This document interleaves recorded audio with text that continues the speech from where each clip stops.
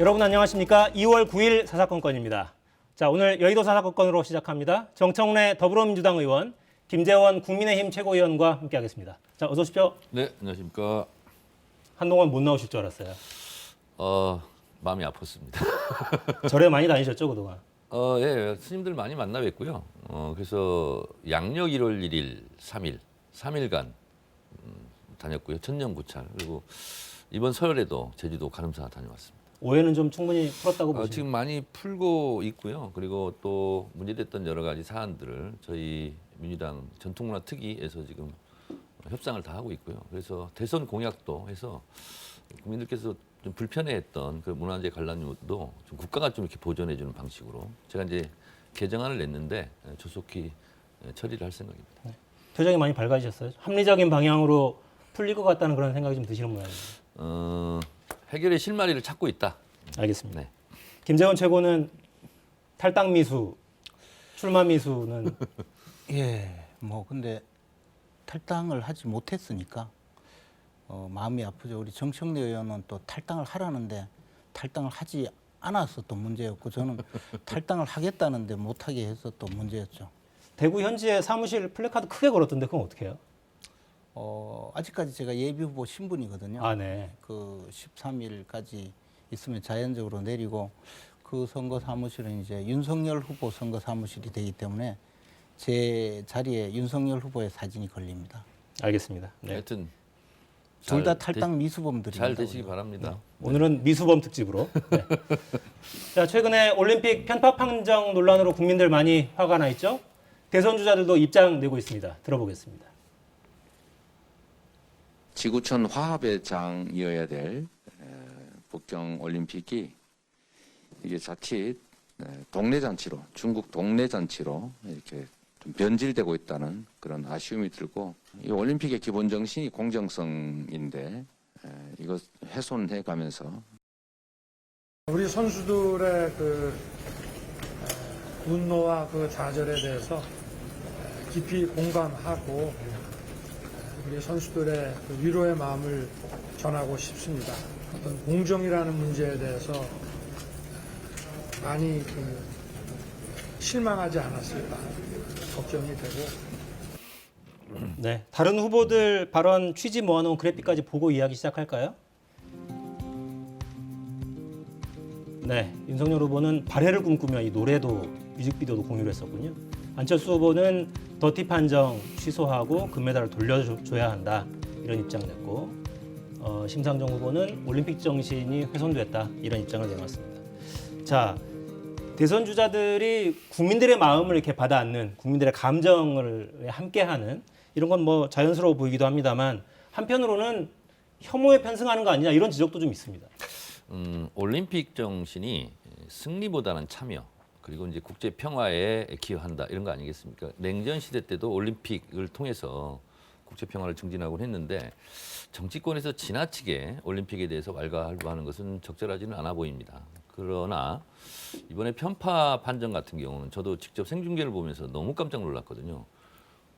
금메달을 마치 밀치고 자기들이 가져가는 것처럼 이건 누가 봐도 편파 판정인데 정치권으로서는 요 정도 뭐 발언하는 것은 저는 국익적인 차원이라든가 국가를 위해서 저는 그리고 또 선수들의 심정을 위로하는 차원에서는 저는 뭐 할 수 있다고 봅니다. 그런데 이 이제 BTS 이제 RM이 어떤 행위를 했거든요. 그거에 대해서 이제 중국의 네티즌들이 이제 RM을 공격하니까 이제 BTS 이제 팬클럽 아미에서 이제 보라 하트 운동을 했거든요. 근데 AI 윤석열에서 우리도 마치 그 숟가락 얹듯이 편승한 거에 대해서는 굉장히 불쾌하게 아미들이 그래서 빨리 내려라. 뭐 우리 낙선 운동 할지도 모른다. 이제 이렇게 경고했는데 그거는 좀 아닌 것 같아요. 제가 봤을 때 그냥 멘트를 하고 끝냈어야지.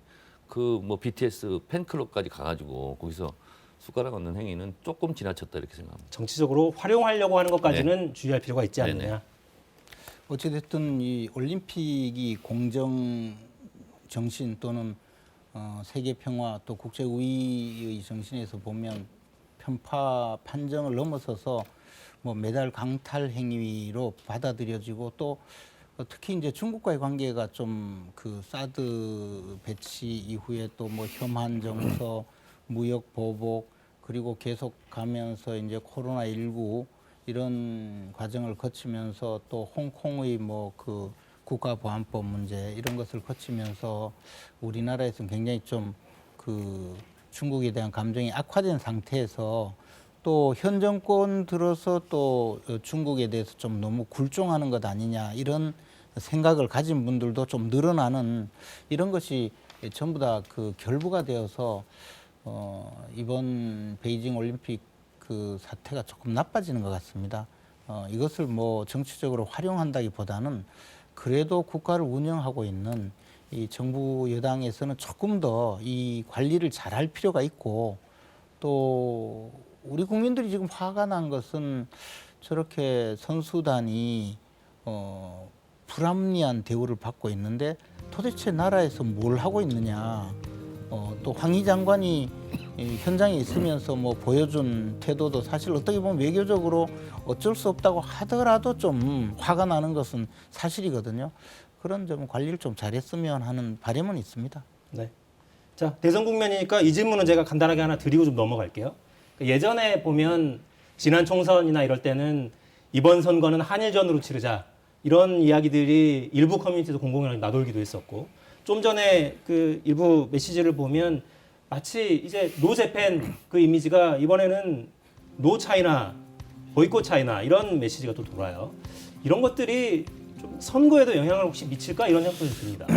저는 이런 점을 경계해야 된다고 보는데 예를 들면 윤석열 후보가 사드 추가 배치 이거는 우리 국방부도 아니라고 이미 부인을 하고 있는데도 그런 걸 가지고 선거를 이용하지 않습니까? 소위 말하는 반중 정서에 이제 편승한다 이런 건데 예를 들면 사드 같은 경우는 뭐 군인들은 그렇게 얘기할 수 있다고 봅니다. 국방 차원에서.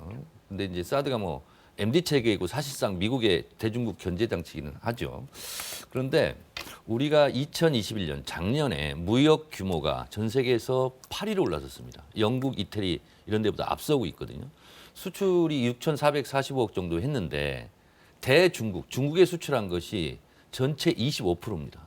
그리고 홍콩까지 합치면 31%예요. 미국이 15%, 일본이 4.7%.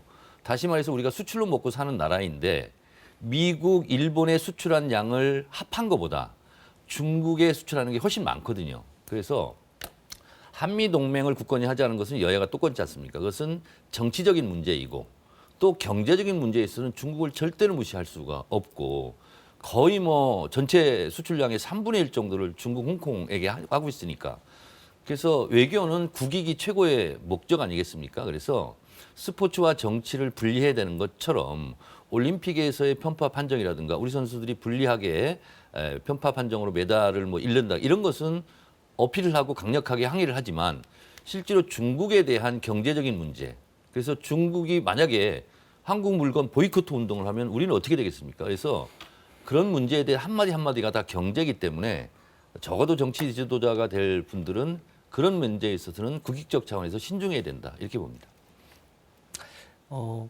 기본적으로 맞아요. 우리 저 정청래 의원께서 모처럼 옳은 말씀을 하셨는데 모처럼 또 반응이 신선하네요. 예. 아니 근데 이제 우리가 얼마 전에 모처럼 인정하시네요. 봉이 긴섬달 이후에는 또 옳은 말을 하셨어요. 근데 그 전에 보면 뭐 노제팬 운동을 하거나 뭐 그 법무장관을 지내신 분이 축창가를 걸어놓고 온갖 이야기를 하고 반일 운동을 벌이던 분들 우리나라 그 일본하고 무역 거래도요 3위예요. 그렇잖아요. 3위 아닙니다. 그런데 일본하고는 그러면 단교해도 되나요? 마찬가지예요. 중국과도 그렇듯이 일본하고도 그렇고 미국하고도 마찬가지예요. 그리고 사드 배치 가지고 자꾸 그러는데 우리가 그럼 북한 핵 문제 내지 북한의 미사일 방어 체계로 지금 그 고고도 장거리 미사일 요격 체계를 갖추겠다고 이야기한 그 이재명 후보의 공약도 사실상 내용을 보면 그게 사드라는 것이에요. 그런 것을 도외시하고 무조건 뭐 미국에서 들여오는 사드는 죽어도 안 되고 또 중국은 기침만 하면 겁을 내고 그러니까 이제 국민들이 이 정권에 대해서 의아심을 갖게 되는 것이지 하나부터 열까지 모두 북한 문제라면 북한과 전쟁할 거라고 지금 달려드느냐 이런 식으로 주장하고 중국은 무역이 중요하고 일본은 무역이 중요하지 않고 미국은 중요하지 않습니까? 다 중요한 거예요. 그리고 더 중요한 것은 우리 대한민국의 안전을 지키는 것, 국민의 신체적 안전, 생명과 재산을 지켜주는 것 이게 국가의 기본 역할인데 그것은 뭐 제대로 할 생각을 하지 않으니 답답해 보이는 거죠. 그러니까 국민들에게 팩트 체크 차원에서 말씀드리면 이제 2021년 수출국 상대 순위를 한다면 지금 일본이 3등이라고 했는데 일본이 5등입니다. 3등이 베트남, 홍콩이고요. 그리고 뭐 대만, 뭐 인도, 싱가포르 이런 순위거든요. 그래서 물론 일본이 수출이 4.7%지만 중요하죠. 그걸 중요하지 않다는 얘기가 아니거든요. 그래서 중립외교, 균형 외교를 얘기하는 것은 그 말 한마디 자체가 국가 지도자급에서 하는 얘기 자체가 굉장히 무역이라든가 경제적인 타격이 오기 때문에 신중해야 된다 이런 얘기고요. 네. 한마디만 말씀드리면 전쟁이 일어나서도 안 되지만 전쟁이 일어날 가능성이 있다라고 시그널을 줘서도 안 되거든요. 그래서 문재인 정부 때 뭐 특별하게 뭐 남북 간에 무슨 격화되는 뭐가 분쟁이 있었습니까? 그런 면에서 봤을 때 남북 관계는 경제적인 문제로 접근해서 경제적 이익, 국익 차원에서 평화 관리를 해야 된다. 이런 것을 추가로 말씀드립니다. 알겠습니다. 올림픽 이야기가 멀리 흘러갔네요. 자, 대선으로 다시 가겠습니다. 민주당에서는 이낙연 전 대표가 선대위 전면에 나섰습니다. 관련 발언 듣고 가겠습니다.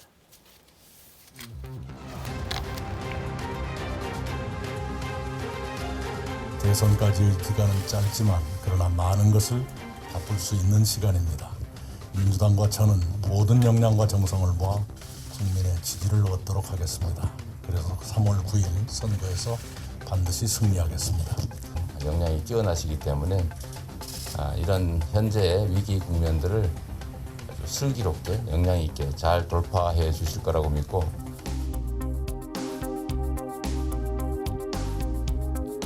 대표님의 그 총괄 선대위원장 항명 소식 이후에도 일부 친문 지지자분들께서는 이재명 후보에 대한 반감을 다시 표출했는데 앞으로 많은 기회가 있으리라 생각합니다. 저희 간곡한 충정을 말씀드리겠습니다.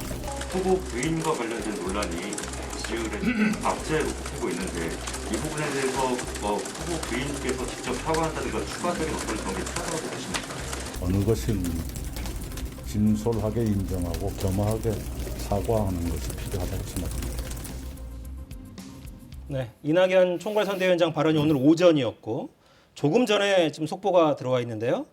더불어민주당 이재명 후보의 배우자 김혜경 씨가 직접 기자회견을 오늘 오후 5시에 할 거라는 소식이 지금 막 들어왔습니다. 오늘 오후 5시에 서울 여의도 민주당사에서 기자회견에 나서고 이 자리에 후보는 동행하지 않을 걸로 지금 알려져 있습니다. 직접 기자회견을 하고 기자들과의 일문일답까지 진행할 계획이라고 밝혔습니다. 자, 이번 선거 특이하네요. 네, 김건희 씨 사과 기자회견이 먼저 있었고 그때는 일문일답이 없었죠. 네, 오늘은 일문일답까지 받을 계획입니다. 기류가 갑자기 좀 바뀌었습니다. 최민희 전 의원이요. 김혜경 여사 논란과 관련해서 뭐 부풀려지거나 또 잘못됐거나 이것을 팩트 체크로 좀 바로잡았거든요. 잠깐 제가 그 소개를 드리면 예를 들면 7급 직원 그런데 이제 8급이라는 거고요. 그리고 어공이 늘공을 공격했다는데 둘 다 이제 어공이라는 거고요. 그리고 쇠고기 관련해서는 공관 냉장고에 있었다. 그러니까 공관은 공식적인 거 오피셜한 거 아니겠습니까? 그리고 샌드위치 30인분을 이재명 후보 혼자 먹었겠냐. 회의할 때 이렇게 한 것이다. 이제 이런 한 거고요. 그리고 뭐 아들 퇴원 카드라든가 이재명 뭐 후보의 복지 카드를 사용했다는 거고. 그래서 사실 뭐 공금을 횡령했다는 식으로까지 막 비하가 되는데 그런 것은 아니다라는 팩트 체크를 최민희 의원 말을 대신 하고. 근데 그러할지라도 오늘 이낙연 총괄선대위원장께서 이제 오늘 취임 일성을 한 것은 낮은 자세로 겸허한 마음으로 이 대선이라는 것은 예민하게 경쟁하는 것이다. 그렇기 때문에 몸을 낮춰서 나쁠 건 없다. 이제 이렇게 말씀을 하셨고요. 그리고 억지스럽게 변명하는 것보다는 그냥 진정성 있게 국민들에게 다가가는 게 좋겠다. 이제 사과 취지로 이제 총괄선대위원장이 얘기를 했죠. 거기에 김혜경 여사가 저는 호응하는 것이다. 이렇게 생각을 하고 아니, 사과하는 마당에 무슨 이런저런 얘기가 필요하냐. 하지만 아닌 건 또 아닌 거거든요. 그런 차원에서 제가 이렇게 말씀을 드리는데 뭐 사과를 하신다니까 저는 잘 하시라고 봅니다. 네. 사과가 1시간도 안 남았는데 구구절절 설명이 필요했을까 이런 질문을 제가 드리려고 했는데 덧붙이셨어요. 근데 한 가지만 여쭤볼게요. 공관이라는 게 지사관사 말이죠. 네네. 그럼 지사관사 안에 있는 그 냉장고 안에 소고기가 들어간 거는 그럼 공금으로 써도 되나요? 아니 손님들 맞이하거나 이런 거는요. 그러면 공금으로 쓸 수 있는 거죠. 그날이 바로 자가격리 날이라는데. 네? 아니 그러니까 자가격리를 누가 알았겠어요. 그래서 예를 들면 이제 최민희 의원에 의하면 공관에서 회의를 못할 경우에는 자택에서 너무 할 수 있는 구질구질하게 거죠. 쓸데없는 변명하지 마세요. 제가 얘기를 했지 않습니까? 본인이 다 이야기한다는데. 그리고 또 사과를 하는 하나는 마당이지만 또 하나는 아닌 것은 아니다고 얘기를 하는 거잖아요. 아니 도대체 지금 김건희 씨의 그 대남편 사과보다는 나을 거니까 좀 기다려 보세요. 네. 어쨌든 네. 너무 구질구질하게 변명해 주지 마세요. 그러다가 그것도 잘못돼요. 네. 그리고 이게 중요한 것은 이거죠. 우리가 이제 박찬주 육군 대장이 그 공관병에게 뭐 그 공관에 있는 감나무에 감따라고 했다고 그것도 막 공격했잖아요. 그리고 결국은 갑질했다면 수갑 채우고 구속했다가 무죄로 풀려났잖아요. 제가 무슨 이야기를 하려고 하냐면 이 공관병이라고 하는 것은 실제로 공관을 돌보는 일을 담당하는 병사였는데도 규정 외의 일을 시켰다고 해서 문제가 되는 사안이거든요. 그런데 지금 그 김혜경 씨가 그 뭐 7급 직원인지 8급 직원인지 그 A 씨라고 통상 나오죠. 그리고 배모 씨 5급 직원 배모 씨와 그다음에 8급 직원에게 지시를 하거나 또는 뭐 부탁을 해서 어떤 일을 시키는 것은요. 명백하게 개인적인 일이기 때문에 그것 자체가 불법행위예요. 자꾸 그런 걸 변명하려고 하지 마세요. 왜냐하면요. 말씀 민주당에서 맨날 이야기했잖아요. 대통령 영부인은 법적인 지위가 보장된다고. 근데 지사의 부인은요. 그냥 지사님하고 같이 사는 가족이에요. 공무원도 아니고 아무런 권한이 없어요. 근데 그분이 공무원에게 고기 사오라 그러고 약 받아오라 그러고 그 자체가요. 직권남용 행위 내지는 강요죄에 해당되는 행위란 말이에요. 이게 무슨 사극에 나오는 해경국 마마가 궁녀한테 일 시키듯이 말이야 몸종 부리듯이 그렇게 해서 되냐고요. 더군다나 저는 그 배모 씨라는 분은 또 변호사 사무실에 있을 때부터 같이 있던 직원이었다면서요. 그분이 그 별정직 공무원으로 계속 성남시의 뭐 외국인 의전 담당 또 경기도에 또 뭐 외국인 뭐 담당으로 가서 지금까지 일도 제대로 하는 둥 뭐 안 하는 둥 자리도 없이 배치가 되어서 결국은 이런 일을 했다는 거 아닙니까? 저는 김혜경 씨가 외국인인 줄 알았어요. 외국인 전담 그 의전 담당이 그 붙었다면 김혜경 씨가 외국인인가요? 그런 분을 붙여서 이렇게 일을 벌인 것 자체가 문제인데 지금 기껏 뭐 관사에 냉장고 안에 소고기니까 괜찮다. 그런 그 쓸데없는 얘기를 제가 하세요. 드린 말씀은 이게 지금 소고기 착복 사건이에요. 그게. 오전에도 뭐 의전 얘기하시던데 뭐 과잉 의전 얘기하시는 것 같은데 과잉 무속이 저는 더 문제라고 생각을 합니다. 과잉 의전이 자, 아니고 범죄행위라니까요. 제가 드리는 말씀은 어떤 사안이 있더라도 변호사가 다 붙는 이유는 뭐냐면 형량이 적절하게 이제 하려고 하는 거 아니겠습니까? 그래서 최민희 의원이 마침 팩트 체크를 했길래 그걸 말씀드리는 거예요. 최민희 의원이 무슨 팩트 체크를 합니까? 저렇게 남에게 못된 얘기만 하니까 출마도 못하는 겁니까? 못하는 거 아닙니까? 아니 왜 상처에 소금을 뿌리고 난리야? 네. 근데 최민희 의원이 팩트 체크를 한다고 하는데 최민희 의원이 무슨 자격으로 팩트 체크를 합니까? 자, 그러니까- 또 거짓말하는구만. 아니 자, 거짓말 5시에 한다는 것 자체가 거짓말이니까 네. 이제 주변에 있는 사람들한테 이제 그 팩트 체크를 했다는 거예요. 최민희 의원이. 그래서 알겠습니다. 그건 좀 들어보자고요. 좀 이따가. 네, 5시에 회견을 한다고 하니까 저렇게 욕만 하지 말고. 네, 당사자는 또 어떻게 설명을 하는지 네. 그 설명은 국민들이 듣기에 납득이 되는지 또 지켜봐야죠. 네, 근데 오늘 이제 일단 이낙연 전 대표가 전면에 나선 것 자체가 또 민주당 입장에서는 또 의미가 있죠. 네. 이제 저희로서는 이제 국민의힘도 이제 그렇죠. 경선 2등한 사람이 사실은 이제 선대위원장도 맡고 그 후보의 경쟁자가 있지만 이제 선거를 돕고 있는데 국민의힘은 홍준표 의원이 그 정도는 아닌 것 같아요. 근데 저희로서는 절박하고 그리고 또 저희가 좀 취약점이라고 지금 생각되는 것이 문재인 대통령을 지지하는 43에서 45까지 지금 이재명 후보 지지가 안 올라가잖아요. 그러면 문재인 대통령을 지지하는 분들을 다시 견인해 결집할 필요가 있겠다. 이런 측면이 하나 있고 또 하나는 호남 지지율이 저희 생각만큼 이렇게 높지는 않아요. 물론 이제 득표하고는 이제 다른 겁니다만 선거 때 지지율은. 그리고 어쨌든 민주정부 때 장차관을 했던 분들이 국정포럼으로 뭐 정세현 전 통일부 장관 등이 지지를 했지 않습니까? 그런 것처럼 이재명 후보에게 다소 부족한 듯한 안정감이라든가 국정 경험 있는 분들이 옆에서 같이 한다. 이런 부분들을 좀 국민들에게 안정감을 좀 심어줄 필요가 있겠다. 이런 생각이 들고 또 하나는 무엇보다도 이낙연 후보가 사실 지지율이 상당히 높다가 이제 역전이 돼서 이재명 후보가 됐지 않습니까? 그래서 이낙연 전 대표에 대한 지지세도 상당히 있는 거거든요. 그런 면에서 봤을 때는 저희는 상당히 호재라고 생각하고 전면적으로 이제 총지휘를 하기 때문에 이재명 후보의 지지율을 견인하는 데 상당히 도움이 될 거라고 생각합니다. 네. 친문, 호남 이쪽 이야기를 또 하셨으니까 지금 국민의힘에서는 이준석 대표가 호남 지지율 목표를 25%로 상향했더라고요. 20% 이야기하다가 자신감이 좀 있는 겁니까? 근데 이제 뭐 하여튼 저희들은 좀 희망적으로 보고는 있는데 또 어려움은 있을 겁니다. 왜냐하면 아직까지도 호남의 유권자에게 저희들이 뭐 정말 그 정성을 다해서 다가가서 호남인들의 마음을 다 뭐 어루만지고 또 함께 했다고 솔직히 자부할 수는 없거든요. 저희들이 뭐 부족한 점이 많고 한데 특히 역대 선거를 보면 그 이명박 후보가 꽤 높은 지지율로 당선이 되었지만 그때도 8.5% 정도였어요. 그리고 박근혜 후보는 조금 더 지지율을 높아서 10.5% 정도였거든요. 그러면 그것이 막 20%, 뭐 25%까지 가기에는 그래도 상당히 좀 쉽지는 않을 거라고 생각합니다. 그러나 목표를 25%로 정해서 그만큼 적어도 호남인 전체의 4분 중에 한 분은 저희에게 그 신뢰를 보낼 수 있도록 저희들이 최선을 다한다는 그런 목표죠.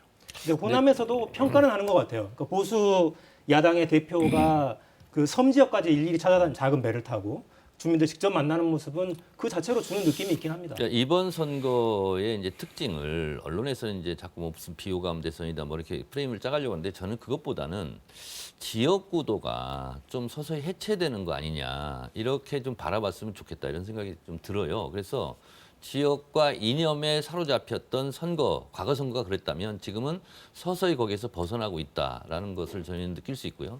그 증거 중에 하나가 뭐냐면 한국노총에서 공식적으로 어제 이재명 지지 선언을 했거든요.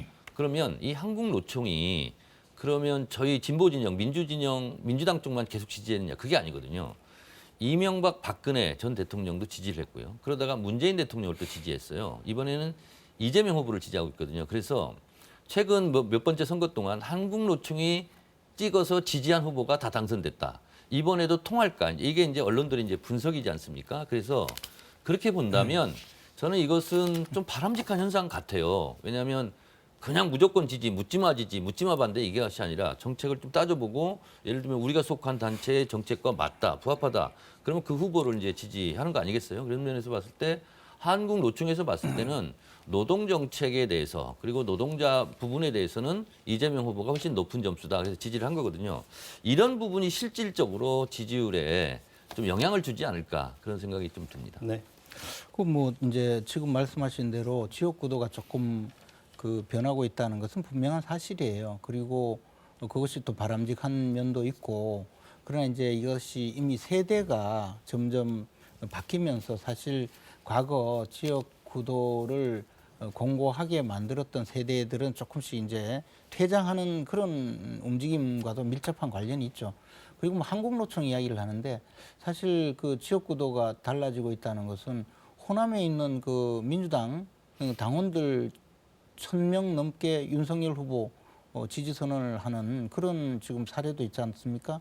그런 것이 이 지역구도가 해체되는 어떤 긍정적인 사인이지 무슨 한국노총을 또 왜 갑자기 끌고 와서 이야기를 하는지 모르겠어요. 하다 안 되니까 별 지역구도 안 아니 우리로서는 호재지 않습니까? 한국노총이 윤석열을 지지하는 게 아니라 이재명을 지지한다. 아니, 널리 알릴 필요가 있죠. 그럼 뭐 딴 데서 이야기하지 굳이 지역구도에서 이야기를 하는 걸 보니까 역시 급하구나 그런 생각이 듭니다. 알겠습니다. 소금 한번 뿌리니까 또 세게 나오잖아요. 네.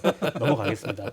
자, 공식 선거운동 기간 코앞으로 다가와 있죠? 자, 단일화론 불붙고 있습니다. 영상 보겠습니다. 그게 10분 만에 그렇게 할 수 있는 그런 문제가 아니라고 생각합니다. 그것 자체가 뭐랄까요? 좀 일방적인 그런 생각을 가지고 계신 것이 아닌가 우려됩니다. 네, 안철수 후보의 저 발언은 윤석열 후보의 중앙일보 인터뷰에 대한 답변이에요. 서로 신뢰한다면 10분 안에도 끝낼 수 있는 것 아니냐, 이런 발언에 대한 반응이었습니다. 전반적인 기류는 어떻게 읽어야 됩니까? 단일화 필요하다는 목소리가 높습니까? 아니면 필요하긴 하지만 어렵다입니까? 아니면 그냥 다자구도로도 충분하다, 이게 더 많습니까? 제가 보기에 단일화가 필요하다고 주장하는 분은 거의 대다수이고, 대다수. 그러나 단일화 과정이 상당히 어려울 것이다라고 느끼는 분들도 좀 있는 것 같고요. 저는 이제 그 입장이고, 단일화는 필요 없다고 주장하는 분은 좀 소수인 것 같고, 그런데 이제 지금 안철수 후보의 이야기를 들어보면 10분으로는 안 된다는 거잖아요. 그러니까 뭐 한 시간 이야기해도 될 것 같은데, 그래서 이제 단일화의 문제는 사실은 안철수 후보님의 마음이 열리는 것이 먼저 급선무라고 생각해요. 안철수 후보의 마음이. 그렇죠. 왜냐하면 단일화의 필요성에 대해서 공감을 하셔야 되거든요. 근데 안철수 후보는 내가 정권교체의 주역이 되겠다. 그러니까 내가 당선되기 위해서 나왔다. 그렇게 말씀을 계속 하시는데, 사실은 이미 선거 구도가 거의 정해졌거든요. 그 1위 후보가 윤석열, 상당히 뒤처진 2위가 그 이재명, 그리고 그보다 한참 뒤처진 후보가 안철수, 그다음은 뭐 미미한 후보, 이런 식이잖아요. 이런 상황에서 안철수 후보께서 정권 교체의 주역이 되는 것은 1위 후보와 단일화를 해서 야권 단일 후보를 만들어주는 것이 가장 중요하죠. 저는 그렇게 해서 안철수 후보께서 정권 교체를 통해서 어떤 대한민국을 만들 것인지 우리나라 미래상을 함께 갖고 가는 큰 그림을 그려주고, 그리고 이제 그 부속되는 이야기, 그런 부분은 협의를 해서 결정을 하는 방식의 단일화라면 가능할 텐데, 안철수 후보께서 어느 정도 마음을 열지, 그것은 아직까지는 상당히 미지수라고 생각합니다. 단일화 국면을 놓고 보면 단일화 부분은 갑철수, 을석열이거든요. 왜냐하면 단일화 국면은 그 이니셔티브는 안철수 후보가 쥐고 있는 겁니다. 왜 그러냐면요, 안철수 후보는 설령 이번에 대선에 완주해서 당선이 안 되더라도 지방선거라든가 차기 총선이라든가 생존이 가능해요. 근데 윤석열 후보는 이번 대선에 패배하고 나면 집으로 가야 되거든요. 망이거든요. 그러니까 본인이 조심스럽게 이 부분을 다뤄야 되거든요. 그런데 단 10분 만에 커피 마시면서도 가능하다 하는 것은 세상 물정 모르고 하는 소리죠. 이거는요, 안철수 후보에게 엄청난 데미지와 상처를 주는 발언이거든요. 하지 말자라는 발언으로 읽혀요. 이렇게 보면은요. 그래서 본인이 어느 위치에 있는지를 모르고 하는 소리다, 이런 생각이 들고요. 단일화는요, 이런 조건이 맞아야 되지 않습니까? 서로에게 도움이 된다. 윈윈. 근데 이게 제로섬이고 적자 생존. 지면 다 끝난다. 이건 안 되지 않습니까? 그런데 지금 김재원 최고나 국민의힘의 태도를 보면 저는 그냥 우리한테 흡수 통합돼 하고 그냥 강요하는 듯한, 사퇴하고 우리 쪽으로 와, 이런 듯한 느낌으로 안철수 후보에게는 다가갈 거예요. 단일화에 도움이 안 된다, 이런 생각이 들고요. 그리고 단일화라는 국면이 굉장히 이게 민감한 거거든요. 풍선 막 기대에 있다가 풍선이 팍 꺼지면은 완전히 오히려 역효과가 나거든요. 그래서 단일화 될 것 같이 계속 얘기하다가 안 되면 오히려 마이너스 효과거든요. 그런 면에서 봤을 때 국민의힘이 좀 지혜롭지 못하다. 저희처럼 열어놓고 생각하겠다. 이렇게 얘기하고 낮은 자세로 계속 이 몸을 낮춰야지, 저렇게 막 뻗대는 식으로 얘기하면 될 것도 안 되죠. 그래서 제가 봤을 때 국민의힘 윤석열 안철수의 단일화는 이미 좀 물 건너 가고 있지 않느냐, 이런 생각이 듭니다. 우리 정청래 의원님 보니까 오늘 뭐 소금을 뿌리더니 이제 고춧가루도 뿌리고 뭐 온갖 걸 다 뿌리려고 해요. 재도 뿌리고. 그런데 이제 단일화 문제는 그렇게 간단하게 뭐 끝나거나 말거나 할 문제가 아니고. 10분만이면 된다면서요. 그러니까 근데 그 전제가 그 얘기를 있잖아요. 왜 합니까? 서로 신뢰가 쌓인다면, 그 신뢰가 쌓이기 위해서 많은 또 이야기가 있어야 되겠죠. 그리고 사실 그만큼 10분 만에 될 수 있다고 이야기한 것은 뭐냐 하면, 윤석열 후보는 안철수 후보가 어떤 이야기를 하더라도 다 들어주겠다라고 생각을 하니까 10분 만에 되죠. 커피 한 잔 마시고 오케이, 다 들어드리겠습니다. 그런 태도라면 된다는 거예요. 그러니까 지나친 방언에. 지금 좀 우리 믿어지지 않는 말씀을 하시는 것 같고. 소금만 뿌리고 아니, 말아요. 이거는 고춧가루까지 아까 뿌리지 말씀하신 말고. 대로 뭐 그렇게 구구절절하게 변명을 해요. 윤석열 후보가 이것은 잘못한 발언이죠. 단일화 국면에서. 지금 아니 매사에 무슨 솔직하신 분이 왜 이렇게 윤석열한테 뭘 쫄았어요? 왜 뭐 겁나요? 이렇게 얘기를 합니까? 쫄았다까지 나왔습니다. 네. 그 안철수 후보 그 국민의힘 쪽에 상처에 소금 자꾸 뿌리지 말라니까. 아니 이거 잘못한 발언은 발언이라고 얘기를 하셔야지. 네 국민의당 쪽에 기류를 보면 양쪽 모두에서 러브콜이 온다라는 이야기가 계속 나와요.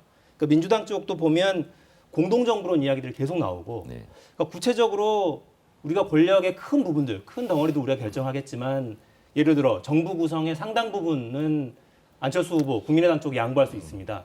이런 논의까지 가능한 상황이에요. 그러니까 이제 유불리를 떠나서 우리가 말하는 소위 북유럽 선진 정치 체제를 갖고 있는 나라들 있잖아요. 연합 정부를 많이 하지 않습니까? 대표적으로 이제 독일 같은 경우. 그러니까 이제 양극단을 싫어하고 서로 도울 건 돕고 또 합할 건 합하고 소위 말해서 협치를 해라 이런 얘기도 많이 하지 않습니까? 그런 면에서 봤을 때 선거의 득표의 유불리를 떠나서 앞으로 대한민국도 제가 봤을 때는 어느 극단이 뭐 전권을 휘두르고 하는 그런 정부를 구성하기는 좀 어렵지 않을까. 그런 면에서 봤을 때 저희는 원론적으로 통합정부, 연합정부를 얘기하고 그 대상이 안철수 후보가 될 수 있다라는 것을 말씀드리는 겁니다. 네. 그게 근데 이제 안철수 후보가 지속적으로 뭐 10년 동안 새 정치를 부르짖어 왔고 이번 대선에 나와서 자신이 정권 교체의 주역이 되겠다. 또 정권 교체를 하겠다는 거잖아요. 연합 정부하는 방법은 있어요. 안철수 후보가 대통령이 되면 정권 교체가 되잖아요. 이재명 후보는 장관을 하면 되겠죠. 그러면 연합 정부가 되죠. 윤석열 총장을 그러니까 그러면 다시 한번 검찰총장 시키면 되겠네요. 그게 아니고 이제 연합 정부니 무슨 저 정권 교체를 제대로 하려면 그 수밖에 없죠. 그러니까 자꾸 이제 민주당에서는 뭐 소문에는 저는 뭐 믿어지진 않는데 소문에는 대통령 외에는 다 주겠다라고 했다고 하는데 뭐 저 믿어지지 않아요. 그런 소문의 욕심만은 근거지를 얘기해 보세요. 근거 없어요. 없죠. 욕심만은 그러면 이재명 본인이 후보가 소문을 퍼뜨리고 있구만요. 욕심만은 이재명 후보가 뭐 그렇게 했을 리도 없는데 그런데 사실은 그 단일화 내지는 공동정부를 주장하려면 실제로 그렇게 해야 된다고 믿어요, 저는. 그럼요. 예, 그렇게 해야만이 가능한 것이지 뭐 한 자리 드리겠습니다. 이거는 말하자면 또는 당신은 지지율이 낮으니 그냥 들어가 주세요. 이것은 이야기가 되지 않는 것이거든요. 알겠습니다. 그래서 국민의힘의 속마음을 얘기하시고 계시구만 보니까. 단일화도 대통령 빼고 다 주겠다. 단일화도 본인 좋은 속마음 단일화가 아닙니까? 있을 것 같아요. 국민들이 감동을 느끼는 네. 좋은 단일화, 정말 지지율에 도움이 되는 단일화가 있을 그렇죠. 텐데 시너지 있는 단일화가. 네, 어떤 방향으로 흘러갈지 좀 지켜보겠습니다. 자, 주제를 좀 바꿔보죠. 자, 윤석열 후보는 오늘 행보에서 통합 메시지를 냈는데 여권에서는 다른 대목에 더 주목합니다. 영상 보시죠. 윤석열 후보가 대통령이 되면 문재인 대통령에 대한 정치 보복의 우려가 현실로 확인되었다. 정책과 비전으로 경쟁해야 될 이 대선 선거판에서 정치 보복성 수사를 암시하는 발언을 한다는 것은 결코 받아들이기 용납하기 어려운 발언이기 때문에 취소하고 대국민 사과를 요청하는 것입니다. 새 정부가 또 들어오면은 자연스럽게 전 정부에 있었던 일이 적절한 시차가 지나면서 시차가 1년, 2년, 3년 이렇게 지나가면서 적발이 되고 문제가 될 때 정상적인 사법 시스템에 따라서 이루어지게 되어 있다라고 하는 원론적인 말씀을 그거를 보복이라는 프레임으로 하게 되면은 내가 한 거는 정당한 적폐의 처리고 또 남이 하는 거는 보복이고 그런 프레임은 맞지 않다. 스스로 생각하기에 문제될 게 없다면 불쾌할 일이 없지 않겠습니까? 상식적인 얘기인데.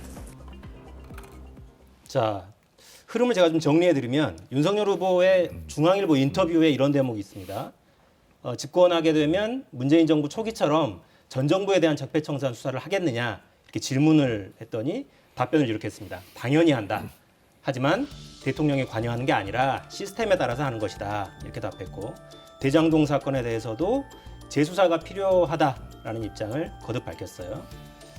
자, 이렇게 되니까 민주당은 거의 벌집 수신 분위기였어요. 오늘 오전에 선대위 긴급회의가 소집이 됐고 그 후에 아까 보셨던 우상호 선대본부장의 브리핑이 있었고요. 각종 SNS 계속해서 입장문이 나오고 있습니다. 자, 적폐 수사를 할 것이다 이런 인터뷰 어떤 취지로 받아들여야 되겠습니까? 뭐 기본적으로 이제 정권이 바뀌고 나서 이 시간이 지나면 검찰 또는 경찰 요즘 또 마련해 놓은 공수처 이런 수사기관이 수사를 하게 되고 그러다가 보면 전 정권의 잘못된 비리라든가 부정행위가 당연히 수사가 될 것 아닌가. 또 더 나가서 이제 대장동 사건 같은 경우는 지금 뭐 진범이 누구냐, 주범은 따로 있다, 뭐 그런 이야기도 많이 있지 않습니까? 주범이 활보하는 세상을 만들어서는 안 되죠. 뭐 그런 그 단순한 이야기를 한 것인데 제가 딱 한 가지 민주당이 들고 일어나는 것을 보면서 느낌은 이거예요. 앞에서도 보셨다시피 문재인 대통령을 지지하는 많은 분들, 특히 이른바 친문, 직계 이런 분들이 이재명 후보를 지지하지 않아요. 심지어는 윤석열 후보 지지선언까지 하잖아요. 그분들에게 이렇게 이야기한 거예요. 윤석열이 되면 문재인 잡아넣을 테니까 겁나지.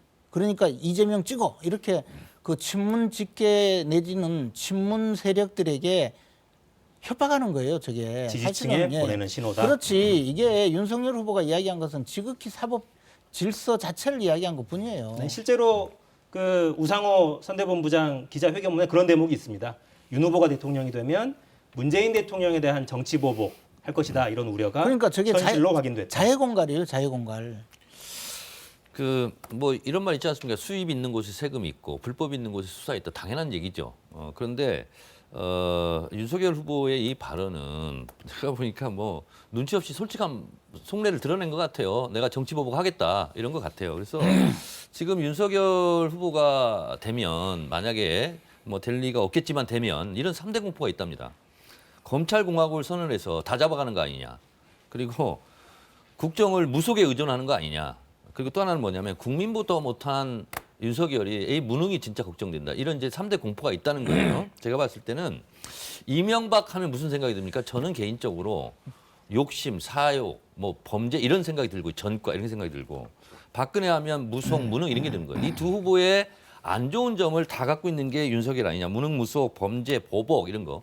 그래서 그 일단을 오늘 드러낸 것 같고요. 그리고 제가 기사를 아까 앵커가 소개는 안 했지만 윤석열 같은 검찰총장을 다시 그러면 뭐 임명할 거냐 했더니 뭐 당연하다는 식으로 얘기를 했어요. 그래서 결국은 오늘은 내가 대통령이 되면 정치 보복을 하겠다 하는 저는 정치 보복 선언이라고 저는 봐요.